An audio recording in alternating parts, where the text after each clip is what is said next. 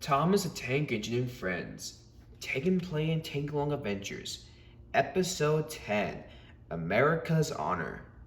It was another ending of a busy day on the island of Sodor. And Hank, one of the American engines, was going back to the shed. As he got there, he realized that one berth was empty. Mind if I sleep here for the night? Asked Hank. Of course, replied Emily. Yeah, Hank, agreed Rosie. Stay with us here. Aye, agreed Douglas. Any engine could sleep here. Arthur, Daisy, and Donald had to agree. Thank you, said Hank politely, and he chuffed onto the turntable. Hank was very happy to have a shed to sleep in.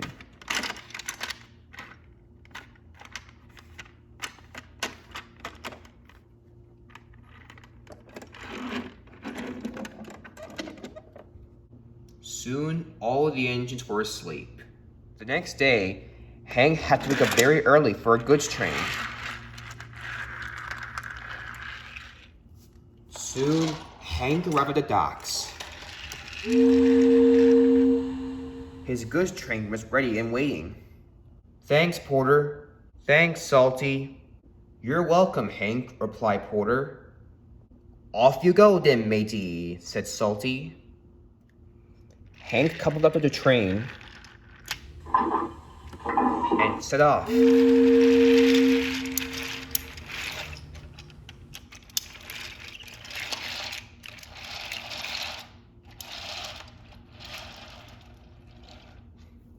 On his way to Knapford Station, Connor, Caitlin, Marion, and Timothy were there, talking to each other. As soon as Hank arrived. Oh, hello, Hank, said Timothy. Howdy, y'all, Hank replied. Didn't mean to meddle in, but what are you guys talking about? We're talking about our inspections, replied Timothy. Inspections, said Hank. He was puzzled. Some railway inspectors are arriving to see us, replied Connor. They're going to see how hardworking we are, said Caitlin. If all goes well, added Marion, Sir Tom Howe let us all stay. If all of us American engines do great, said Timothy. I agree, concurred Connor. Hank was very excited, and so were the other engines. That night, all of the American engines have gathered around at Ulster Castle. Sir Tom Howe definitely let me stay, said Porter proudly. I've been working very hard at the docks. I understand you, Porter, replied Hank. Sir Tom Howe let me stay as well. I've been doing very well with the goods. You know, said Caitlin, Sir Tom Howe definitely let us stay. I agree, said Connor. Our hard work pulling the express has been good. And same to working at the clay pits, added Timothy. I agree, said Marion, and I enjoyed playing Guess What's in My Shovel with the others. We did great as well, said Bash. Even though we did cause confusion and delay, added Dash. That's right, said Ferdinand. But that's how we are at first. What do you mean? Asked Hank. Yeah, agreed the other engines. They were also puzzled. You might not understand this, replied Bash. But we'll explain it, added Dash. That's right, said Ferdinand again. The rest of the engines fell silent and began to listen carefully. As Bash began, we were too wild on the mainland. So they sent us to a forbidden river in America where no one's there to look after us. We weren't really useful though. But of course, we were really funny. That's right. And the rest of the engines laughed. I think conversation time is over, chuckled Timothy. Some of us need to get some sleep. We got to impress those railway inspectors, said Connor. So we can all stay, added Caitlin. And then one by one, all the American engines fell asleep.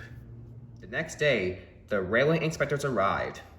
First off, they watched Porter working at Brenham Docks. Then they came to Knapford Station to watch Connor and Caitlin take in turns to the express. Also, they saw Timothy and Marion work at the clay pits. Even Bill and Ben stayed out of their way. They even got to see Hank pulling a heavy goods train down the line.